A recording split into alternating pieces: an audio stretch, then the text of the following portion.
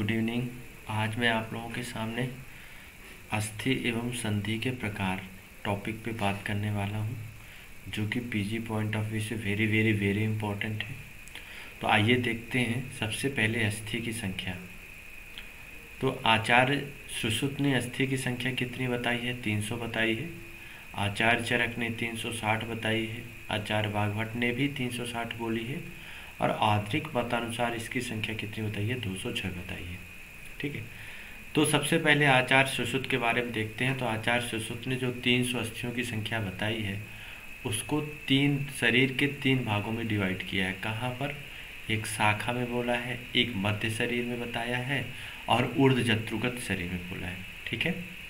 शाखा में 120 बोली है, मध्य शरीर में 117 बोली है, और ऊर्ध्व जत्रुगत 63 बोलती है। ये number very very very important है ना। पीजी एग्ज़ाम में ये क्वेश्चन यहाँ से आता है, तो इसको याद करते हैं।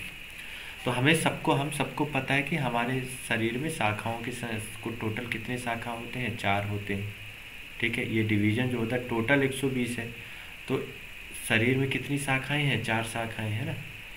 और शाखा में संख्या कितनी बोली है? 120 बोली है। ठीक है।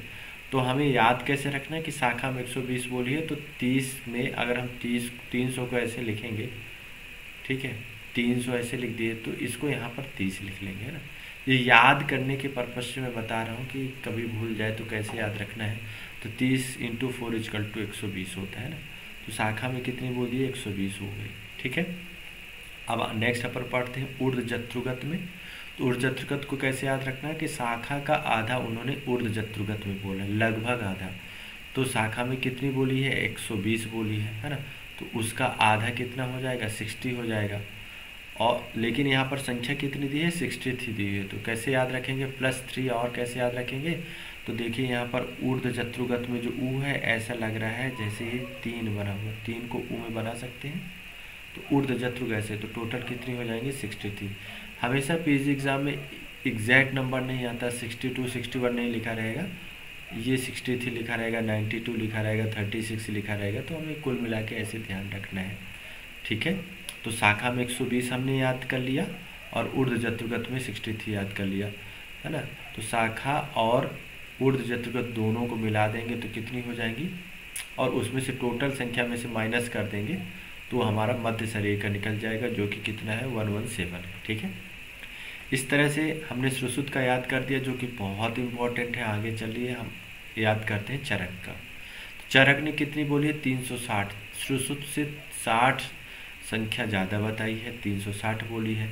इसका डिवीजन देखते हैं। तो आचार्य चरक ने सुश्रुत के समान ना बोल के शाखा में कितनी बोली? 128 बोली है। मतलब सुश्रुत से +8 ज़्यादा है। कितनी ज़्यादा है? 8 ज़्यादा बताई है उन्होंने। तो इसको याद कैसे रखना है कि सुश्रुत आचार्य चरक को 8 से बहुत ज़्यादा प्यार होता है। कई जगह उन्होंने 8 संख्या का यूज किया है, जैसे ज्ञान के देवता 8 होते हैं, ठीक है, शुक्र दोष 8 होते हैं, क्षीर दोष 8 होते हैं, ठीक है, स्मृति के कारण 8 होते हैं। ऐसी कई सारी जगहों में उन्होंने 8 का प्रयोग किया है। तो हमें याद रहेगा 128 नंबर याद रखेंगे। ठीक है।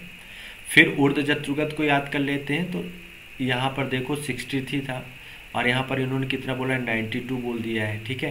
तो 6 का उल्टा क्या हो जाएगा? 6 कभी कभी हमें 9 जैसे दिखता है ना, उल्टा देखेंगे तो 9 दिखेगा ना। तो यहाँ कितना हो जाएगा? 92 हो जाएगा, है ना।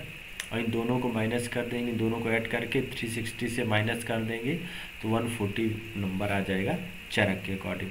फिर आचार्य आते हैं आचार्य वाग्भट। आचार्य वाग्भट ने भी संख्या कितनी बोली है? 360 बोली है। अब आचार्य वाग्भट ने देखा सुश्रुत और चरक दोनों का जो डिवीजन है बड़ा कॉम्प्लिकेटेड है, याद करने में बहुत सारी प्रॉब्लम होती है। तो आचार्य वाग्भट बोलते हैं हम ऐसी कोई तरीका बता देते हैं जो बच्चों को याद रहे। तो याद करने का बहुत ईजी तरीका है। देखो, वाग्भट ने 360 बोली है, तो शाखा में कितनी बोली? 140, मध्य शरीर में 120, और ऊर्ध्व जत्रुगत में 100 बोली है। तो इसको हम 140 को ऐसे लिख सकते हैं, 140 ऐसा लिख लिया हमने। ठीक है। मध्य शरीर में 120 को कैसे याद कर लिया हमने? 120 याद कर लिया। और ऊर्ध्व जत्रुगत को कैसे याद कर लिया? 100 को हमने ऐसे लिख दिया। ठीक है। तो 140, 120 और 100। तो यहाँ पर हमें कैसे याद रखना है? यहाँ पर ये हो गया 14, 14 में 2 माइनस करेंगे 12, और 12 में भी 2 माइनस करेंगे तो 10 है।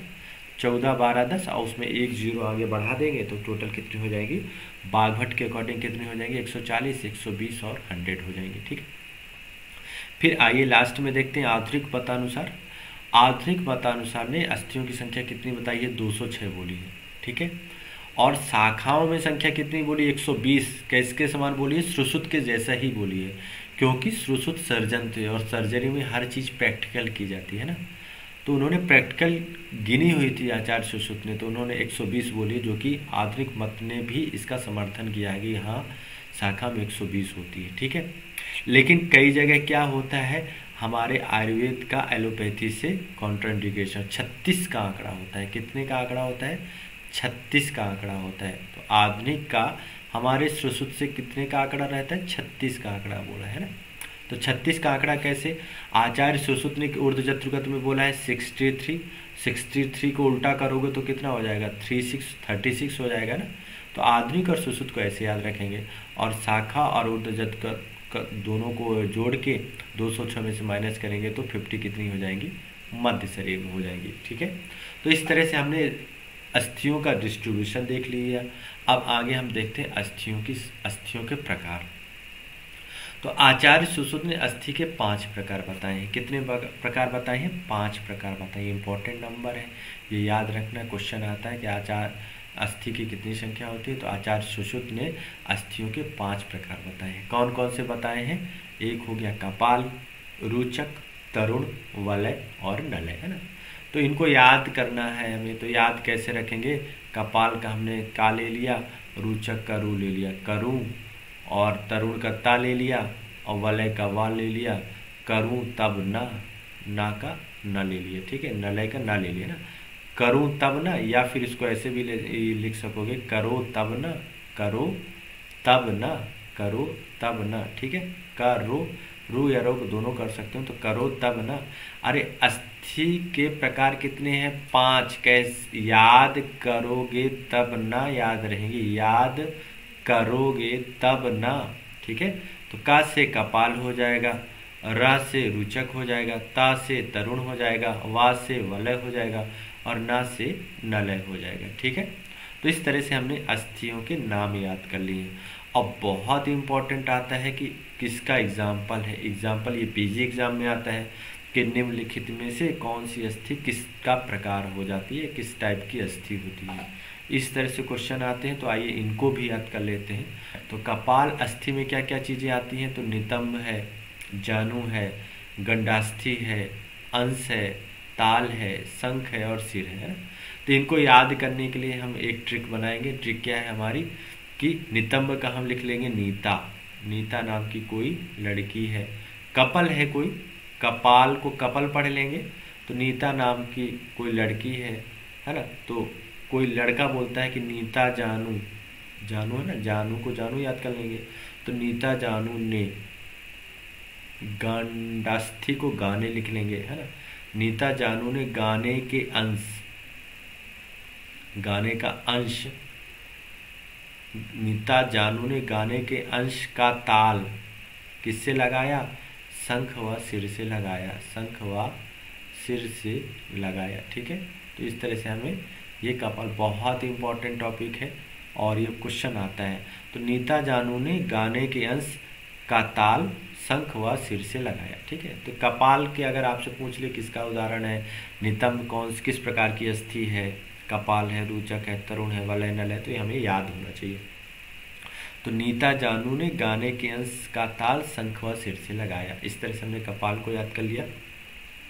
रुचक को याद करते हैं। रुचक में 10 अस्थियां होती हैं, तो कैसे याद रखेंगे, रुचक को रुचि पढ़ लो, रुचक को अपन रुचि पढ़ सकते हैं ना, रुचक को रुचि, और दसन को 10 को हम डिश लिख सकते हैं, 10 या डिश ऐसे लिख सकते हैं, डिश, है ना। तो रुचि के अनुसार डिश बननी चाहिए। डिश कैसी होनी चाहिए, हमारे खाने पीने की डिश कैसी होनी चाहिए, रुचि के अनुसार होना चाहिए। ठीक है, कैसी होनी चाहिए, रुचि के अनुसार होनी चाहिए। फिर आते हैं तरुण।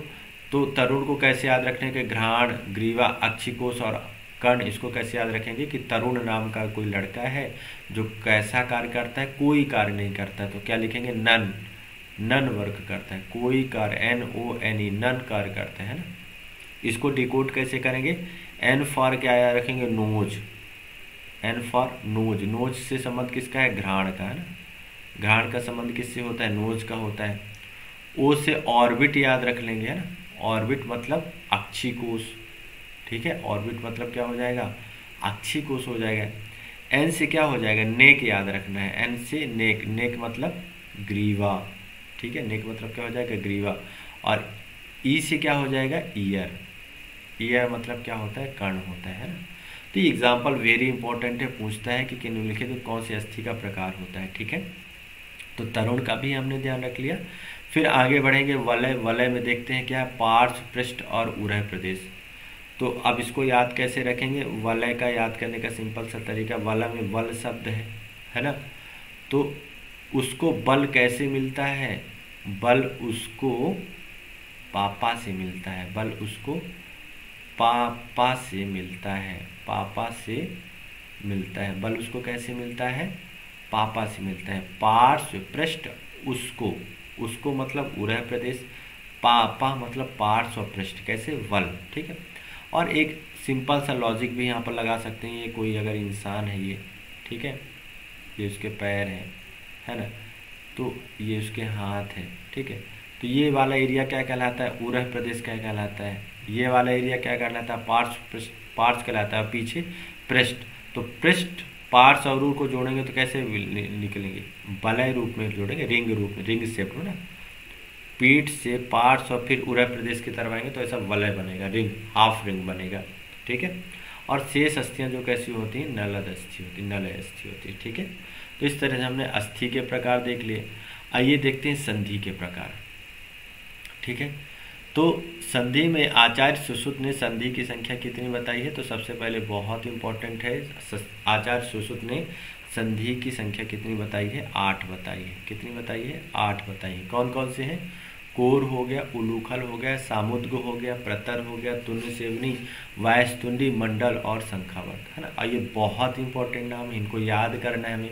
तो याद करने के लिए हम प्यारी सी ट्रिक बनाएंगे। ट्रिक का नाम क्या है, कोर का हमने को ले लिया, ऊ का ऊ ले लिया, को या कोई, इसको ई भी लिख सकते हैं ना, कोई समुद्र पर, सामुद्र को हम लिखेंगे सामुद्र, है ना, कोई समुद्र पर, कोई समुद्र पर, प्रतर का पर ले लिया, कोई समुद्र पर तुण्ड, है ना, कोई एक व्यक्ति है जो समुद्र के किनारे टुण्ड होके लेटा हुआ है ना, टुण्ड समझ रहे हैं ना, ड्रिंक करके लेटा हुआ है। तो कोई, को समुद्र पर तुण्ड, और वहाँ पर एक मंडली थी जिसका नाम क्या था, वायस मंडली। क्या नाम था, वायस मंडली। कोई समुद्र पर तुण्ड और वायस मंडली क्या बजा रही थी, वहाँ पर भजन कीर्तन कर रही थी, शंख बजा रही थी, है ना, शंख बजाए, ठीक है, क्लियर। तो कोई को समुद्र पर तुण्ड, वायस मंडली शंख बजाए।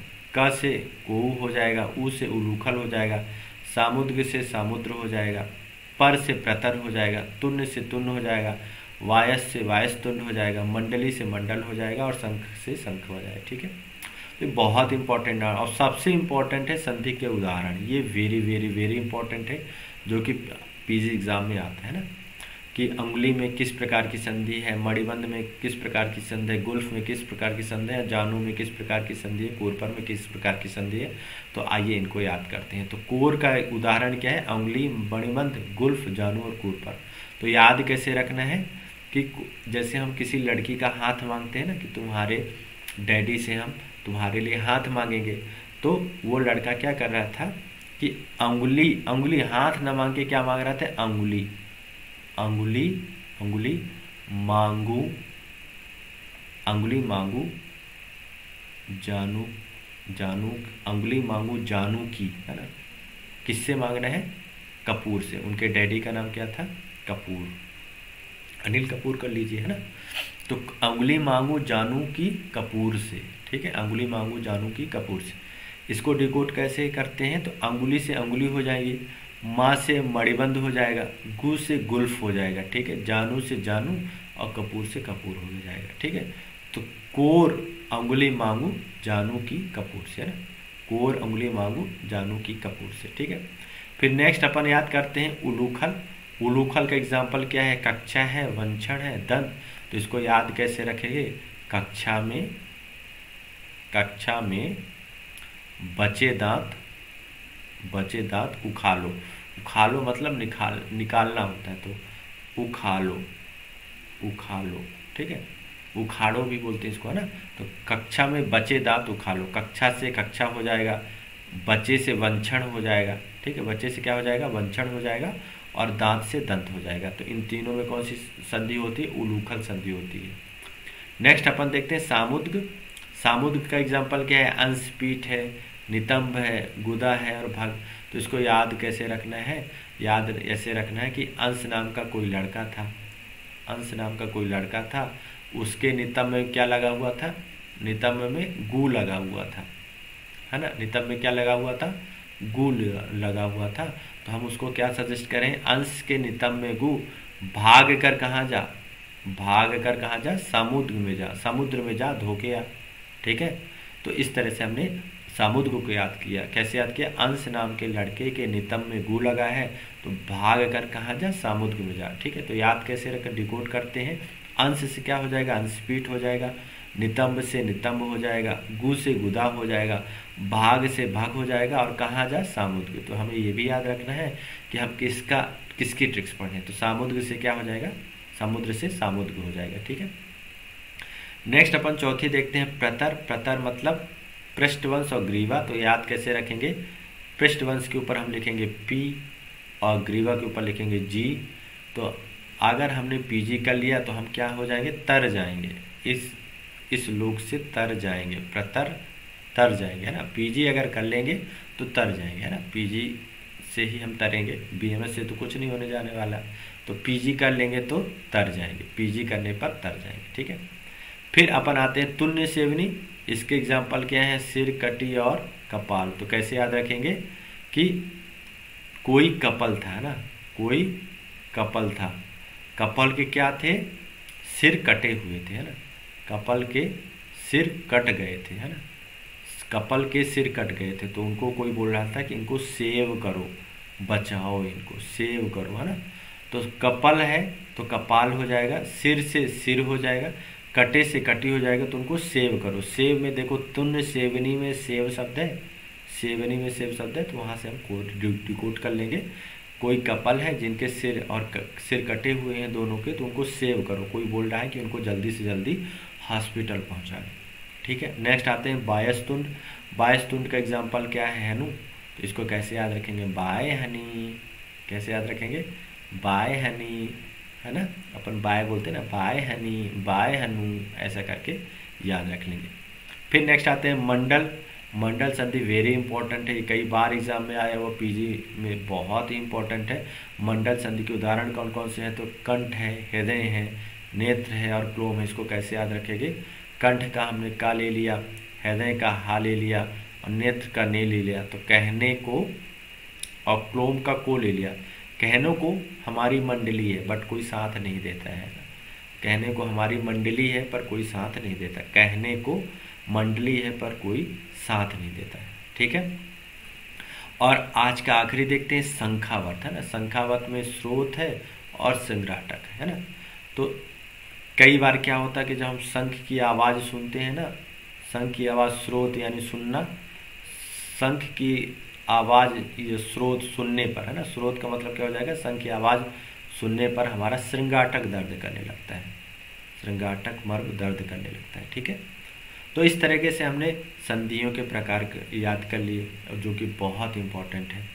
उम्मीद करता हूँ आपको वीडियो अच्छा लगा होगा। अगर वीडियो अच्छा लगा हुआ तो प्लीज़ मेरे चैनल को लाइक करिए और सब्सक्राइब करिए। Thank you so much.